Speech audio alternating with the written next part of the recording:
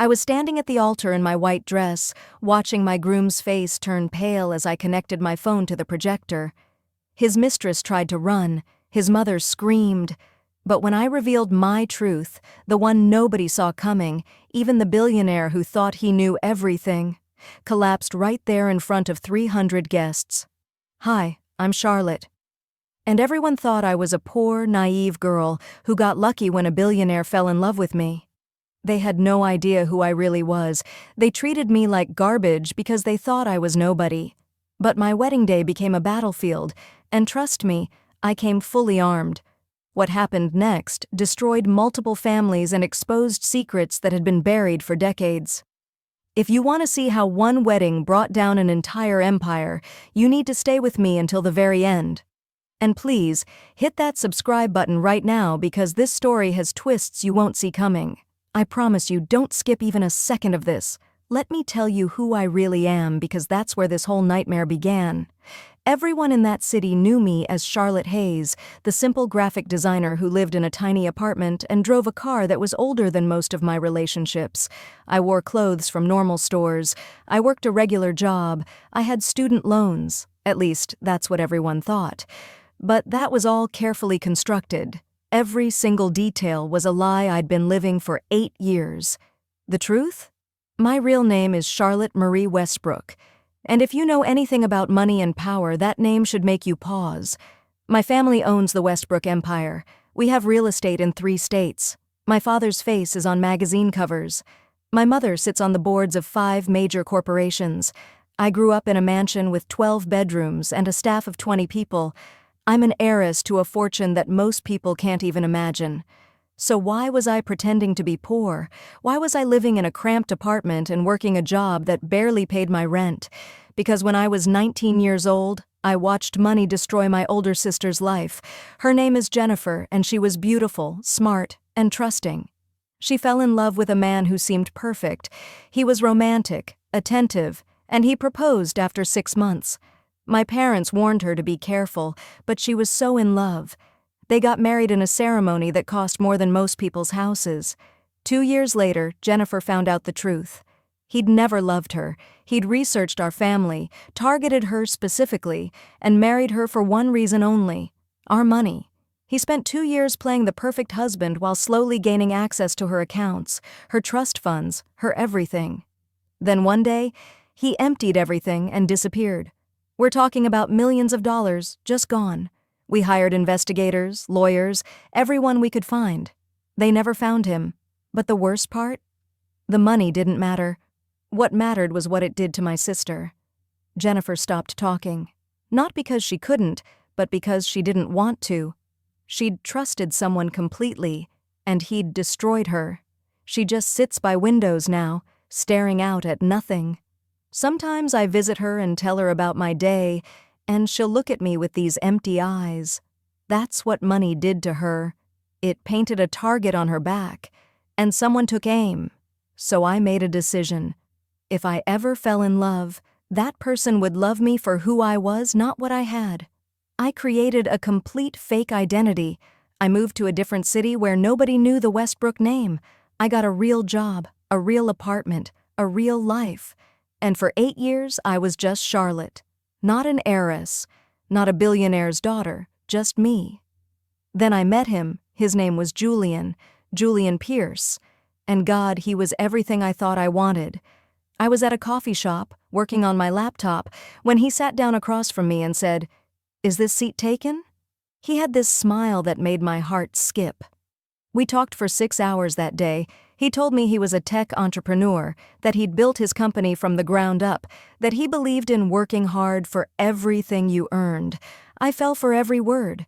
We dated for 2 years. 2 years of what I thought was real love. He'd bring me flowers from the bodega down the street. We'd cook dinner together in my tiny kitchen. He'd hold me at night and whisper about our future. I thought I'd finally found someone who loved me for me. I was so stupid, so incredibly stupid. But then I met his family, and everything started to crack. His mother's name was Patricia, and from the moment she laid eyes on me, I knew she hated me. The first time Julian brought me to their house, this massive estate with gates and guards, Patricia looked me up and down like I was something dirty she'd found on her shoe. She actually asked me if my dress was from a thrift store. When I said yes, trying to be honest, she laughed. Not a kind laugh, a cruel one. His father, George, was even worse. He wouldn't even look at me. During that first dinner, I tried to make conversation. I asked him about his business, about his hobbies, about anything. He answered in one-word responses while staring at his plate. After dinner, I heard him tell Julian, "Really? That's the best you could do?" I pretended not to hear, but Julian just shrugged. The cruelty got worse over time. Patricia would grab my clothes and critique everything. Once, she threw away my winter coat because she said it was embarrassing to be seen with me wearing it. She made me sit at a separate table during family dinners because I didn't match the aesthetic of their dining room. She'd introduce me to their friends as Julian's little experiment. When I tried to talk to Julian about how his mother treated me, he'd sigh and say, "She's just protective." "You're being too sensitive, Charlotte." And then there was Sophia Martinez. Julian called her his best friend and business partner. They'd known each other since college. She had access to everything in his life, his house, his office, his schedule. She'd walk into his apartment without knocking. She had her own key. When I asked why, Julian said, "We're basically siblings. Stop being so insecure." But the way she looked at him wasn't sisterly, and the way she looked at me was pure hatred. Sophia would touch Julian constantly. She'd put her hand on his arm, lean close to whisper in his ear, laugh at everything he said. She called me Julian's little charity project to my face. Once, at a dinner party, she told a group of people, "Julian likes to rescue things. Stray dogs, struggling artists, broke girlfriends." Everyone laughed. Julian didn't defend me. He just smiled uncomfortably and changed the subject. I should have left. Every red flag was there, waving frantically. But I loved him, or I loved who I thought he was, and I kept telling myself that if I just tried harder, if I just proved myself worthy, his family would accept me. I was so desperate to believe that someone could love me without knowing about my money that I ignored every warning sign. 1 month before our wedding, Patricia cornered me in a bathroom at their house. We'd just finished a family dinner where she'd spent 2 hours criticizing everything from my posture to my laugh. I was washing my hands when she walked in and locked the door behind her. She stood there blocking the exit and smiled this cold smile. "You'll never be good enough for this family," she said quietly. Her voice was calm, which made it more terrifying.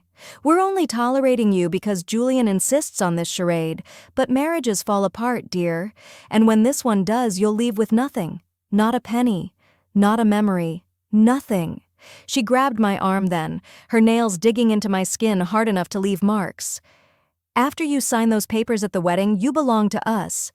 You'll smile when we tell you to smile. You'll speak when we allow it, and you'll disappear when we're done with you. Do you understand?" I looked at her hand on my arm, at the crescent-shaped marks her nails were leaving. Then I looked into her eyes and smiled. "Patricia," I said softly, "do you know what happens to people who threaten a Westbrook?" She looked confused. "What?" "You're about to find out." I didn't explain. I just washed my hands, dried them carefully, and walked out. But that was the moment everything changed. That was when I stopped being the victim and started planning. 2 weeks before my wedding, I hired a private investigator. His name was Carlos, and he was the best in the business. I didn't hire him to investigate Julian. I hired him to investigate his family. Something about them felt wrong, felt dangerous. I needed to know what I was really dealing with. Carlos called me 3 days later and said, "Miss Charlotte, you need to sit down for this." What he told me made my blood run cold. Patricia wasn't born rich. She'd married into money. But here's the thing. George had been married before. His first wife was named Catherine, and she died 23 years ago in an accident. She fell down the stairs in their home. Patricia married George 6 months later. Catherine's family tried to sue. They claimed it was murder, that Patricia had been having an affair with George, that the timing was too convenient. But the case disappeared. Money changed hands. Evidence vanished.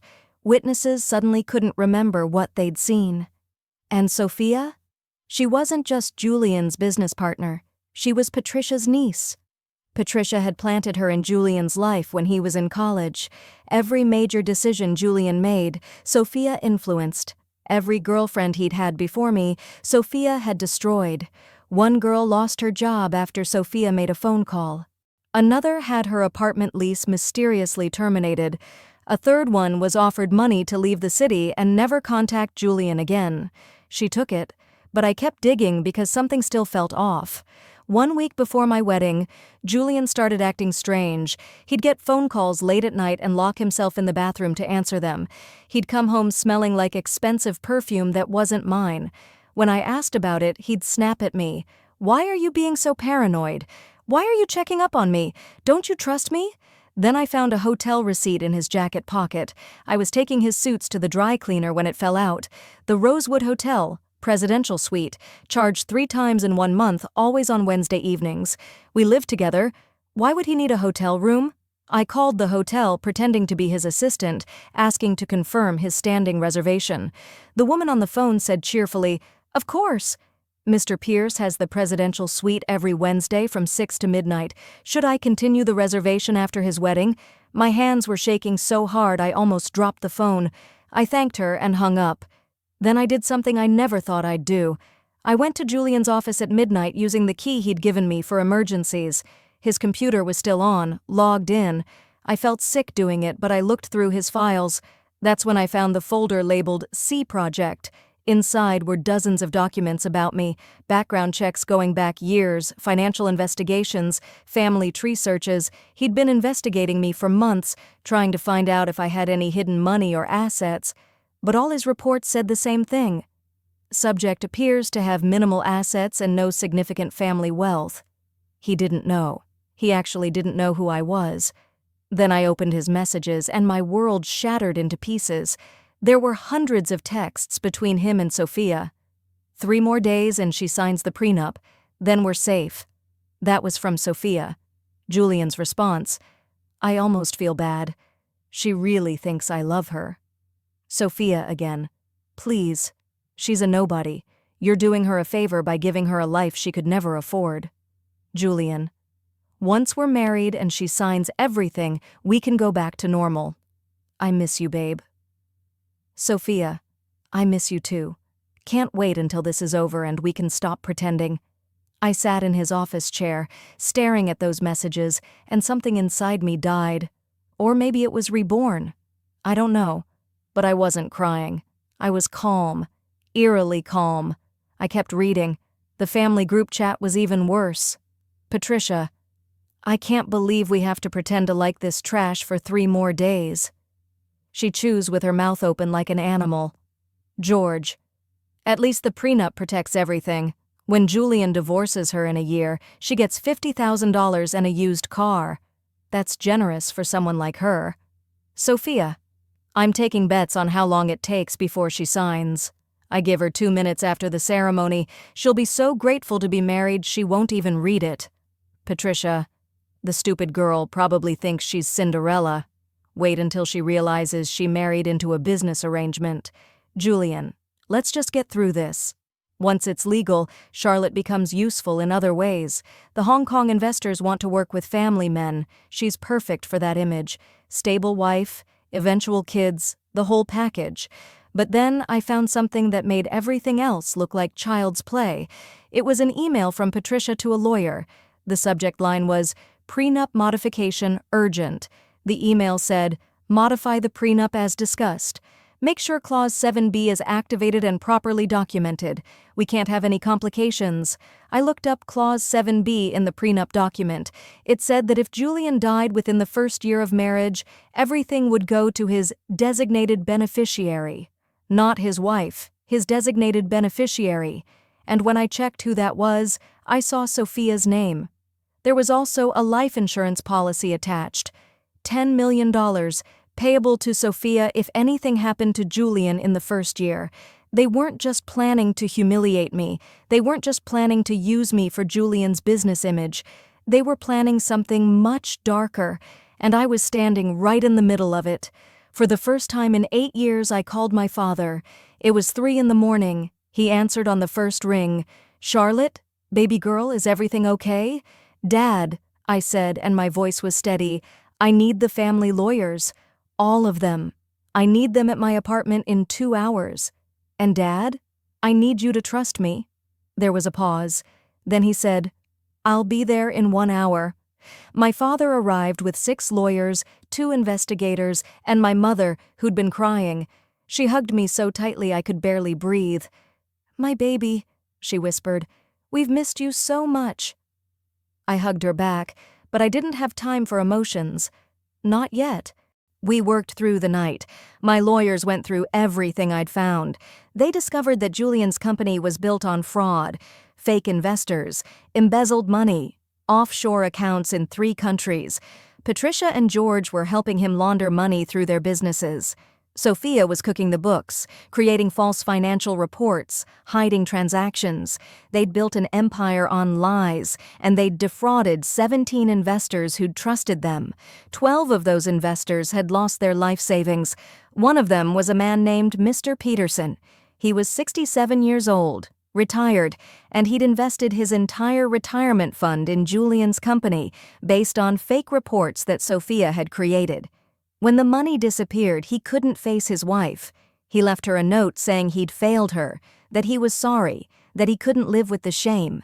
Then he walked into his garage and never came out. His wife found him 3 hours later. I read that investigation report and I made a decision. I wasn't just going to expose them, I was going to destroy them. And I was going to make sure everyone saw exactly who these people were. On my wedding day, I woke up at 5 in the morning. I didn't feel nervous. I felt powerful. I put on my wedding dress, a custom gown that my father had secretly commissioned from a designer in Paris. It cost $50,000. I did my makeup perfectly. I looked at myself in the mirror and barely recognized the woman staring back. She looked like a warrior in white. My father knocked on my door. "Charlotte, are you sure about this?" he asked. "We can call it off right now? We can handle this privately?" I shook my head. "No, Daddy. They need to be exposed, publicly, so they can't hurt anyone else." He nodded slowly. "Then let's go to war." The wedding venue was beautiful. 300 guests filled the space. But what those guests didn't know was that 50 of them were my people. Lawyers, investigators, even 2 FBI agents who'd been building a case against Julian's company for months. My evidence had given them everything they needed. Patricia barged into my dressing room without knocking, just like she always did. She looked at my dress and sneered. "My God, that dress is so plain. I suppose we can't expect taste from someone like you." Then she grabbed my arm, her nails digging in again, and leaned close. "Listen carefully, you little nobody. After you sign those papers today, you belong to us. You'll smile when we tell you, you'll speak when we allow it, and you'll disappear when we're done with you." I looked at her hand on my arm, at the bruises she was creating. Then I looked into her cold eyes and smiled. "Patricia, do you know what happens to people who threaten a Westbrook?" She looked confused. "What are you talking about?" "You're about to find out. Front row seat." The music started. My father took my arm and we walked down that aisle. I saw Patricia's face when she recognized my father from magazine covers and news articles. Her face went completely white. She knew. She finally knew. And it was too late. Julian stood at the altar in his gray suit, looking smug and confident. Sophia sat in the front row wearing a cream dress that was almost bridal, smirking at me like she'd already won. I reached the altar and took Julian's hands. They felt cold. Or maybe that was just me. The officiant began the ceremony. "Dearly beloved, we are gathered here today to witness the union of Julian and Charlotte." Julian was squeezing my hands, whispering, "You look so beautiful." "I can't wait to start our life together." I whispered back, "Me neither." It's going to be very memorable. When the officiant reached the vows, he asked, "Do you, Julian, take Charlotte to be your lawfully wedded wife?" Julian smiled widely and said confidently, "I do." Then the officiant turned to me. "And do you, Charlotte, take Julian to be your lawfully wedded husband?" I paused. The entire room went silent. Julian squeezed my hands harder. "Charlotte?" he whispered, a hint of nervousness in his voice. I pulled my hands away from his and reached into my dress where I'd hidden my phone. "Before I answer that question," I said clearly, my voice carrying through the silent room, "everyone here needs to see something." I connected my phone to the projector screen behind us, the screen that was supposed to show our love story slideshow. Julian's face went from confused to pale in about 3 seconds. "Charlotte, what are you doing?" he hissed. Patricia stood up from her seat. "This is completely inappropriate. Turn that off immediately." I ignored them both. The first image appeared on the screen. It was a text message from Sophia to Julian. "I love you." "I hate watching you pretend with her." The crowd gasped. Sophia jumped to her feet. "This is fake." She faked those messages. I smiled at her. "Is it fake? Should I show the videos too? I have hours of security footage from your apartment, Sophia." Very interesting footage. The next slide appeared. Hotel receipts, dozens of them, all from the Rosewood Hotel, all on Wednesday evenings, all charged to Julian's credit card. Then came more text messages, Julian to Sophia. "I almost feel bad. She really thinks I love her." Sophia to Julian. "She's a nobody. You're doing her a favor." Julian grabbed my arm. "Charlotte, stop this. Let me explain. This isn't what it looks like." I pulled my arm away. "Explain what, Julian? How you been sleeping with your cousin while planning to marry me?" That got a reaction from the crowd. Murmurs turned into shocked conversations. But I wasn't done. The next slide showed the family group chat. Every cruel message displayed in large text for 300 people to see. Patricia calling me trash, George calling me an animal, Sophia making bets about how quickly I'd sign the prenup, Julian saying I was useful for his business image. I let each message stay on the screen long enough for people to read it, to understand it, to be horrified by it. Patricia was screaming now, trying to get to the projector. "Turn that off! You have no right! This is private!" I looked at her calmly. "Private?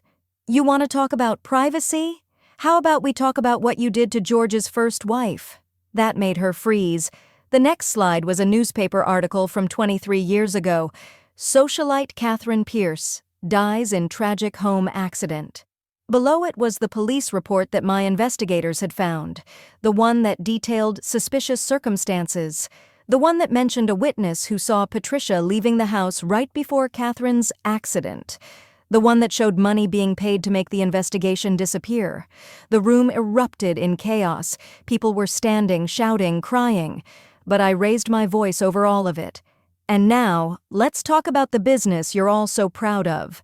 The next slides showed bank statements, offshore accounts, fake investor reports. Julian's company is built on fraud. He's embezzled over $50 million. Patricia and George helped him launder it through their businesses. Sophia created false financial reports to hide it all.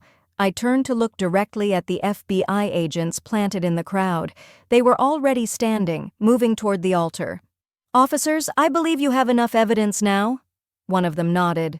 "Julian Pierce, you're under arrest for wire fraud, money laundering, and conspiracy to commit fraud." Julian backed away from them, his face white as his shirt. "What? No, this is insane. Charlotte, tell them this is fake. Tell them." The agents grabbed his arms and turned him around to handcuff him. He was struggling, panicking. "This was all Sophia's idea. My mother forced me. Charlotte, please, I love you. I really do love you." Two more agents walked toward Patricia, who tried to run in her designer heels. She didn't get far. "Patricia Pierce, you're under arrest for conspiracy to commit fraud and money laundering." She was screaming, actually screaming like a wild animal. "You can't do this. Do you know who we are?" George just sat in his chair and put his face in his hands. When they came for him, he didn't resist. He looked like he'd aged 20 years in 20 minutes. Sophia tried to escape through the kitchen, but my cousin Mark, who'd been guarding that exit, stopped her. She fought like a cat, scratching and kicking, until the agents restrained her. As they handcuffed Julian, he looked at me with tears streaming down his face. Charlotte, please. I can explain everything. I do love you. I swear I love you. Just tell them this is a mistake. I stepped closer to him, close enough that only he could hear me. You want to know something funny, Julian? You investigated me for months. You found nothing. You thought I was nobody. I leaned in and whispered directly in his ear. My full name is Charlotte Marie Westbrook. My family owns half this city. My father's company is worth more than yours could ever dream of being. You didn't marry up, you stupid man. I was marrying down. So far down I needed a ladder. I pulled back to watch his face. The realization hit him like a physical blow. His mouth opened and closed. His face went from white to gray. Westbrook, he whispered. As in Westbrook Industries? The Westbrook real estate empire? I nodded slowly. I'm worth more than your entire family combined. I could have bought your fraudulent little company with my monthly allowance. His legs actually gave out. The agents had to hold him up. But why? He gasped. Why did you pretend? I laughed then, and it felt good. It felt powerful. Because I wanted someone to love me for me. Instead, I found a con artist who thought he was conning me. The irony is delicious, isn't it? Patricia, being dragged past me in handcuffs, spit in my direction. She missed. You sneaky little witch! You played us! I walked over to her calmly. You grabbed my arm earlier, Patricia. You left bruises. I pulled up my sleeve to show the marks to everyone, especially to the officers. That's assault. Add it to her charges, please. Then I leaned close to her ear. You told me marriages fall apart and I'd leave with nothing. You were half right. This marriage did fall apart, but you're the one leaving with nothing. Actually, less than nothing. You're leaving with a prison sentence. Enjoy it. As they led Sophia past me, she tried one last time. We would have destroyed you. She was crying, her mascara running down her face. I didn't even blink. You can't destroy what you never had access to. I was always 10 steps ahead. Every document you forged, every account you hid, every lie you told, my investigators documented everything. You didn't lose today, Sophia. You were never even in the game. After they took all 4 of them away in handcuffs, I turned to face the remaining guests. Some were crying, some looked shocked, some were actually cheering. I took the microphone from the stunned officiant. I apologize that your Saturday was wasted on this disaster, but I couldn't let these people hurt anyone else. Julian's company defrauded 17 investors. 12 of them lost their life savings. 3 of them attempted suicide. 1 of them succeeded. I let that sink in. The room was completely silent now. His name was Mr. Peterson. He was 67 years old. He invested his retirement money in Julian's company based on fake reports that Sophia created. When the money disappeared, he couldn't face his wife. He left a note saying he'd failed her. Then he walked into his garage and never came out. His wife found him 3 hours later. My voice cracked a little, but I kept going. I could have gone to the FBI privately. I could have had them arrested quietly, but then you wouldn't know. Their friends wouldn't know. Their business partners wouldn't know. I needed everyone to see exactly who these people are. Monsters wearing expensive suits and designer dresses. I took a breath. You might think this is a victory for me. But I'm standing here in a wedding dress with no wedding. I spent 2 years loving someone who never existed. I planned a future with a man who saw me as a mark. I wanted love to be real so badly that I hid who I was. And in hiding myself, I attracted exactly what I was afraid of. People who only care about money. Then I said something I hadn't planned to say, something that just came out. But there's something else none of you know. Not even my family. I took a deep breath. I'm pregnant. I found out 1 week ago. I'm carrying the child of a man who's going to prison, a man who never loved me, a man whose mother told me I wasn't worthy of breathing the same air as them. The gasps were audible. My mother stood up from her seat, tears streaming down her face. I kept talking. This baby will grow up knowing their father is a criminal. But they'll also grow up knowing their mother was strong enough to do the right thing, even when it hurt. Julian, halfway to the exit in handcuffs, suddenly stopped struggling with the agents. "Charlotte, we're having a baby?" His voice broke. Tears were streaming down his face. "I know you won't believe me, but in the beginning, it was real. Those first 3 months, before Sophia got in my head, before my mother poisoned everything, I really did love you. I was going to tell them all to go to hell and just be with you." He was sobbing now, ugly crying in front of everyone.